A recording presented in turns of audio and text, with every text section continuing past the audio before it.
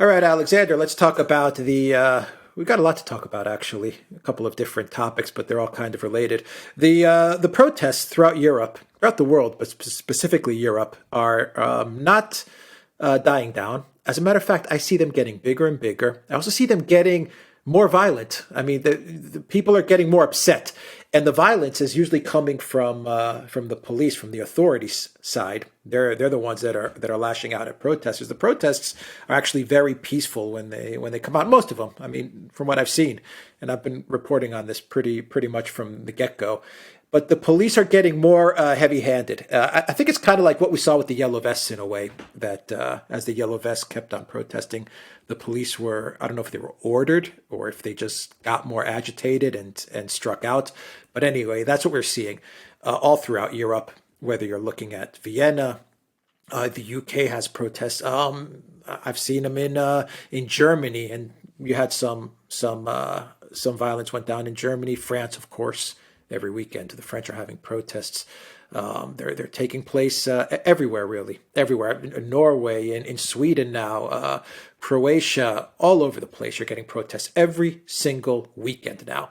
The ones that took place in Amsterdam this weekend were, wow, the images that we're getting out of there. The police really have, I mean, they had this dog just maul a protester. I mean, just incredible video that came out of Amsterdam.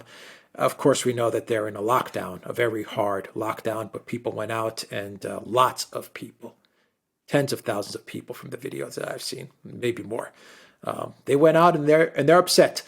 And I'm just trying to think how much more can this go on? I mean, people are, I mean, you can tell they're not going to put up with this anymore. The narrative, the lockdown narrative, is not working. And on the flip side, it looks like the authorities are getting more violent with the protesters. Something bad's going to happen if this continues. And it's not going to be good for the EU or for elected officials in various countries in Europe or the UK, for that matter. What is your take on all of these things that are going on right now? Right. Well, there's two things to say. Firstly, I mean, I've been looking at the polling data in Britain, and I've also been getting, obviously, the kind of anecdotal comments from people I know, not just in Europe but around the world, which are obviously anecdotal and therefore unscientific. But I do think they suggest a trend, and in both cases, they're trending in the same direction. Firstly, the polling data in Britain, I think, is overwhelmingly conclusive. The British population has completely turned against restrictions and lockdowns, and by very, very substantial margins. I think that this is now indisputable. I think it is a fact that is starting to affect the political climate also. And in London, which is ground zero for this sort of thing in Britain, it's absolutely obvious wherever you go now, the government, to the extent that it's imposed restrictions, it pretends to impose restrictions, but it barely enforces them. And the population of London simply ignores the restrictions. I mean, I don't see anybody, for example, deterred from going to any shop or store that they want to. The QR code thing seems to have completely died. I mean, I don't see any sign of it anywhere.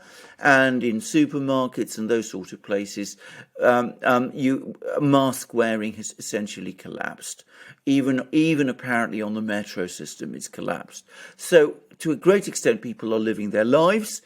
The difference is that in Britain, the government, the authorities, as I said, are not really exerting themselves to try to enforce these restrictions. What is happening in Europe is that in several places, the Netherlands being one example, the authorities are trying to enforce their restrictions.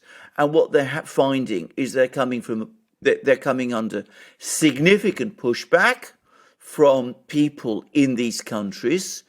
And because the police and the authorities sense that the tide of opinion is turning against them, You can see that the police are becoming much more nervous, as they always do in these kind of situations, and their policing becomes increasingly aggressive, and we see events spiral out of control in the way that we've just seen, for example, in Amsterdam. Now, Amsterdam is a city I know quite well. It's got this sort of bohemian side, if you like. In reality, it is an exceptionally law-abiding and orderly place. When Dutch people protest, they do so in a very orderly, peaceful, lawful way. And the Dutch police similarly police those protests also in a similarly orderly and peaceful way. Everybody knows what to do. This time, the protest itself was edgy, but not, from what I've understood, nobody went out to be violent. But the police were clearly nervous, and they lost control of the protest, and they overreacted, or at least maybe they didn't exactly overreact, but they reacted in a very heavy-handed way. And there've been some deeply upsetting pictures, upsetting, I am sure, principally in the Netherlands itself, with dogs and all that sort of thing, which is going to undermine the authority of the government even more. So, if this sort of thing happens in the Netherlands, in Amsterdam, to be straightforward about it, it has more traction. It carries a bigger effect than it would if it happened in a sort of edgier place, like, say, Berlin. In Berlin, if protests get out of hand, that's not so unusual. Government can run with it.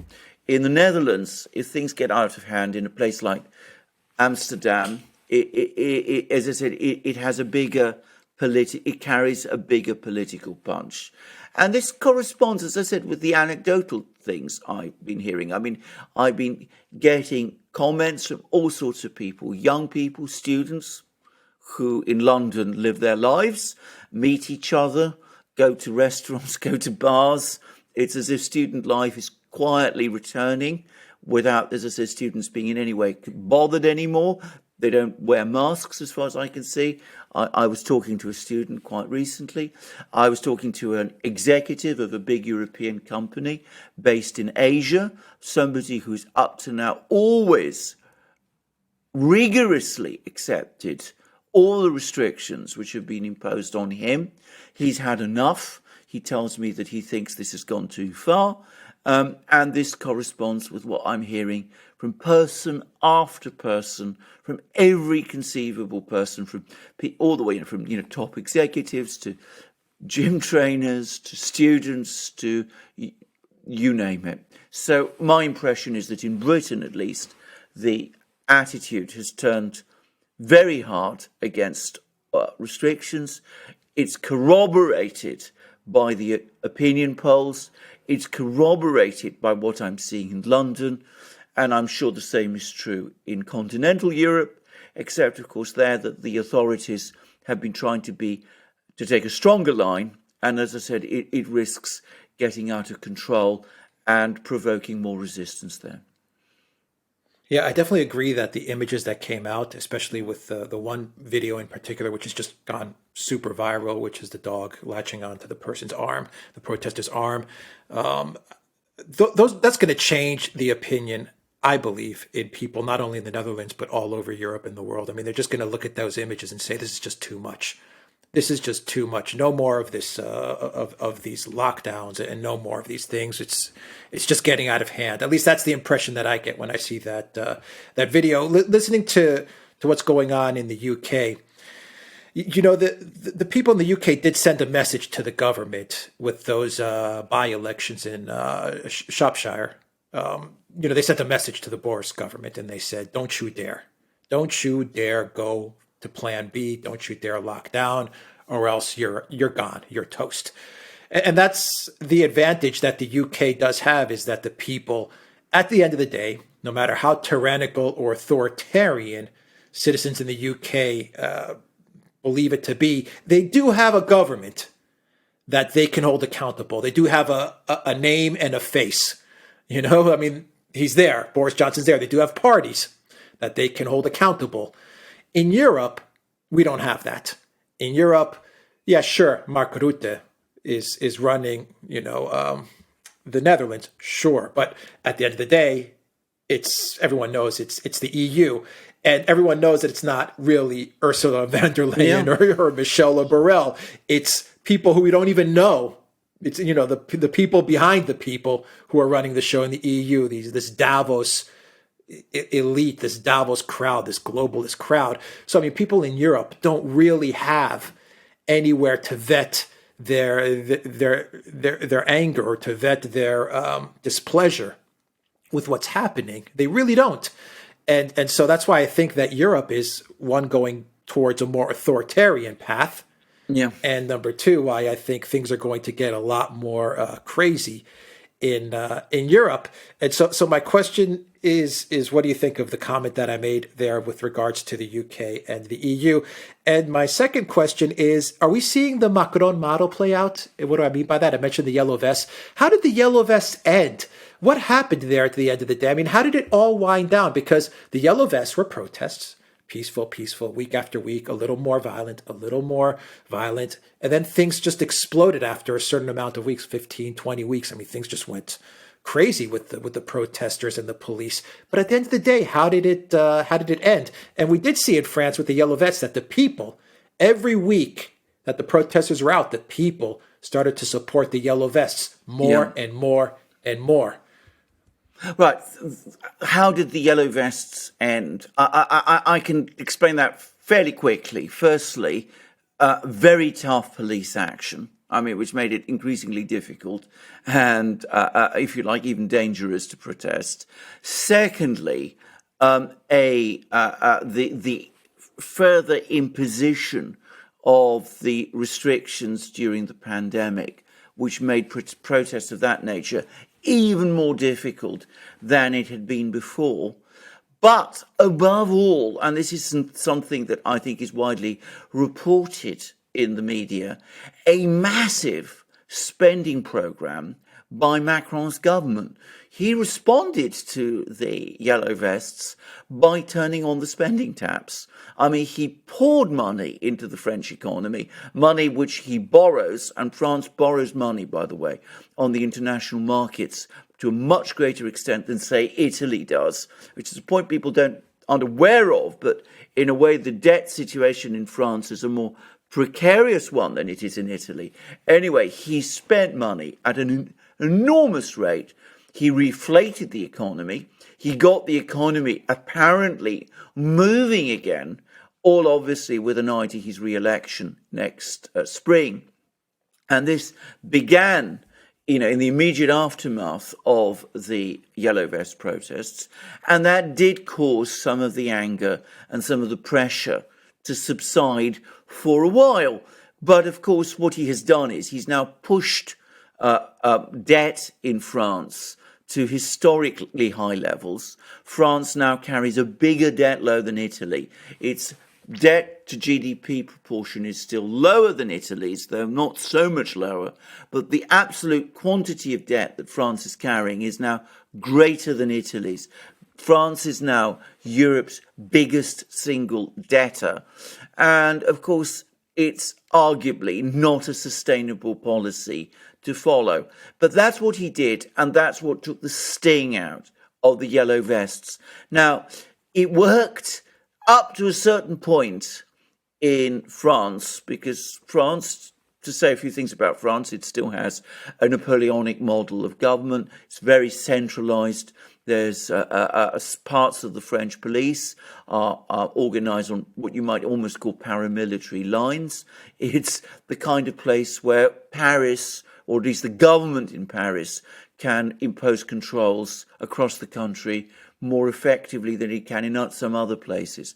But I question whether that model can be repeated right across Europe, or if it is repeated across Europe, whether, as it is the case in France, it isn't going to create more problems. Because firstly, you're absolutely right in your point that the political system in Europe is both more authoritarian, because at the apex of the system, you have a structure, the European Union and its Commission and its entities, which are essentially unelected. I mean, the European Commission is not elected.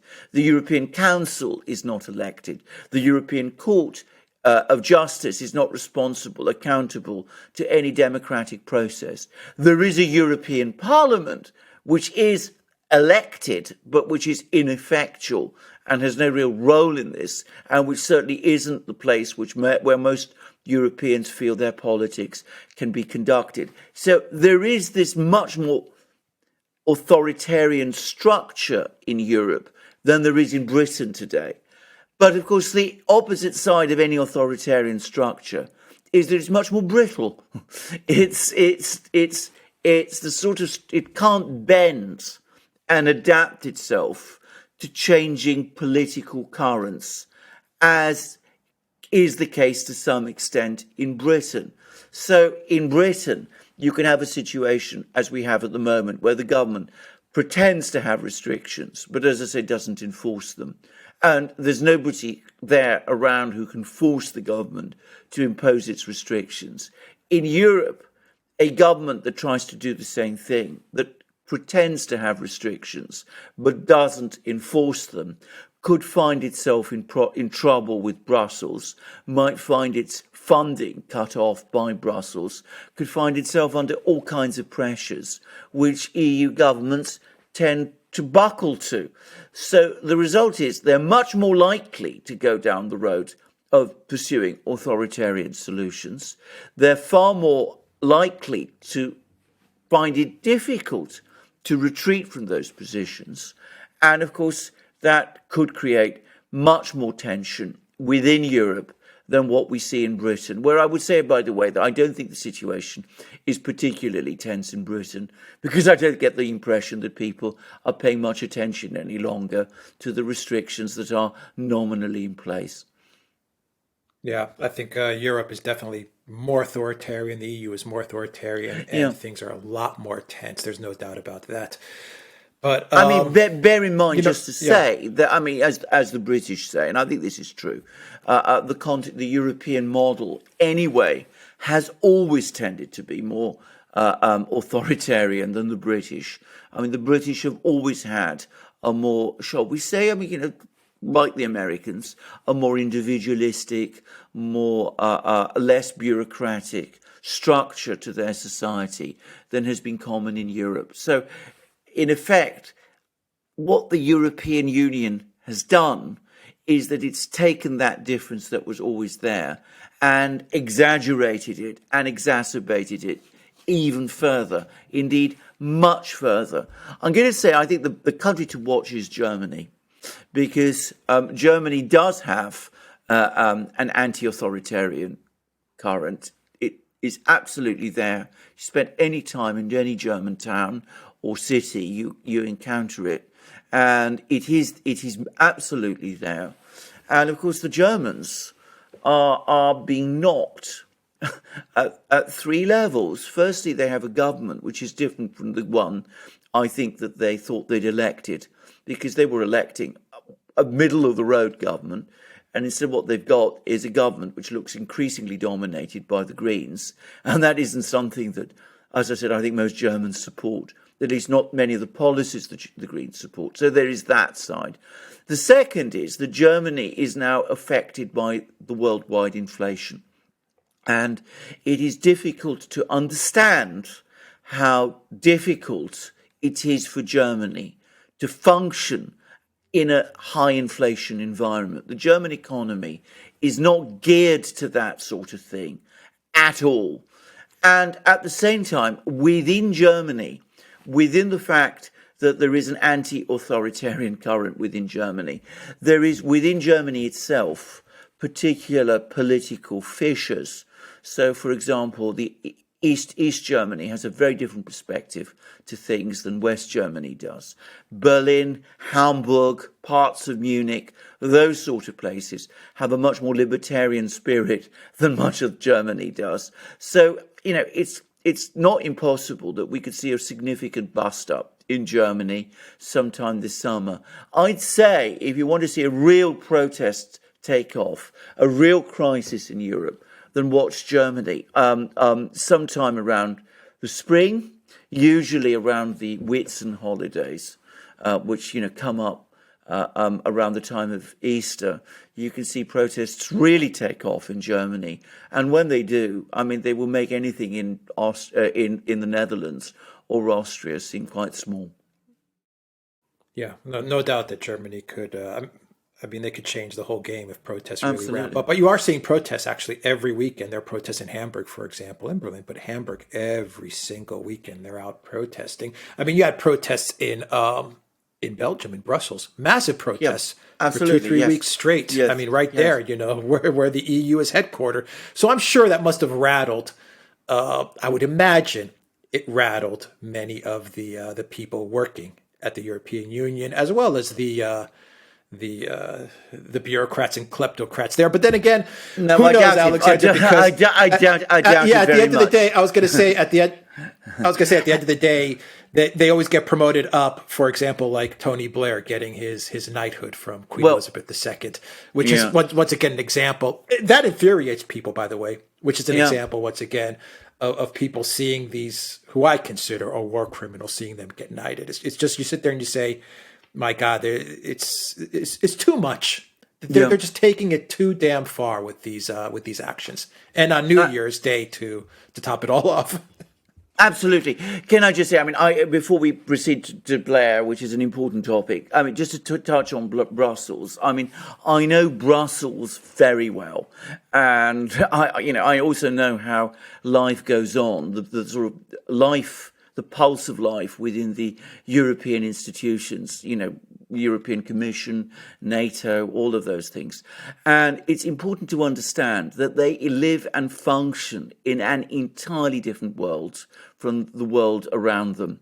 The people who work there have almost no knowledge, for example, of Belgian politics. It's a very strange thing. You can go to Brussels, you can ask people who work at the Commission, who is the Prime Minister of Belgium? And they might not even know. Doesn't interest them. It functions completely within its own bubble. I mean, obviously, A state within a state. It's a state within a state. Obviously, the more senior people know, but a lot of the ordinary people that they function in a completely separate world. They go to different kinds of restaurants. They go to different sorts of bars. They live in particular places. They are probably completely oblivious, to a great extent at least, to the protests that are going on around them. Obviously, if those protests get out of control, if they start to be focused on the EU buildings, then it might be different. But so far, that hasn't happened. And I would add, by the way, that if we start getting protests directed at EU buildings, then it'll be very interesting to see how the police in Brussels react. I mean, they can be pretty aggressive, the police there. Would they be even more aggressive if, the inner sanctum, if you like, was suddenly attacked like that?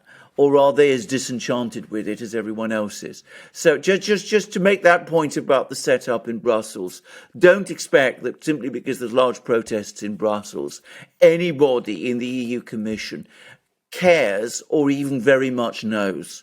Now, turning to Blair, I think nothing has illustrated better the complete detachment of the British political class, the predominant political class, from the sentiments of the British people than the decision to give Blair a knighthood. And not just any knighthood, but to make him a Knight of the Garter, which is the oldest order, chivalric order in Britain, and the one that is considered to be the most, the highest. And I was looking just before this programme at an opinion poll, and it said that 20% of people in Britain have a favourable opinion of Blair. 62% don't. His negative rating is 42%. And I suspect that actually underestimates it. I suspect that, like a lot of those opinion polls, it is disproportionately skewed to opinion in London, where you will find more of Blair's supporters than you will across the country as a whole. I mean, this is, as far as most people in Britain are concerned, a two fingers up at them. So, I mean, I really want to make that clear. It's something that is both going to cut through and it's going to annoy a lot of people. Also, the authorities have excused it, and I really want to say excused it, in the most bizarre way. They're not coming out and saying, well, we gave Blair this knighthood because, well, you know, we accept that he had his faults, but because he was, after all, our prime minister, and he was a great prime minister, and he did great things, and he led our country through times of great prosperity. In other words, they didn't defend it on its merits. They've defended it instead by saying that they had to give him a knighthood, because if they didn't give him a knighthood, they couldn't give a knighthood or a peerage to prime ministers like Cameron, Theresa May, and Gordon Brown, who came after him. I mean, that's a bizarre argument to make. I mean, again, that's an incredibly insulting one. I mean, it's insulting to Blair himself, by the way, though he doesn't seem too fussed. But I mean, it's again emphasised to the British people that the honour system isn't really about, you know, doing things which, you know, you get rewarded for because they're real achievements. They come with some sort of public good. It's just that some people who rise to positions of power get them, however badly they behave, how irresponsibly they act, because they have them as a kind of entitlement. And that, again, has caused a great deal of offence amongst many people. There is a petition underway circulating to have him stripped of this title. Yes. The media is barely covering it, which again shows how embarrassed they are. The media barely covered the fact that he was granted this title at all, which again shows how embarrassed they are about it. But the fact is, they did give him this title. Many in the political class still admire him, especially within the Labour Party. And I would add that the fact that Blair has been given this title must mean that the leadership, the current leadership of the Labour Party must have pressed for it and must have supported it, because they're always consulted in these sort of matters. They always propose certain titles of their own. There's always the leader of the opposition always has some in his gift.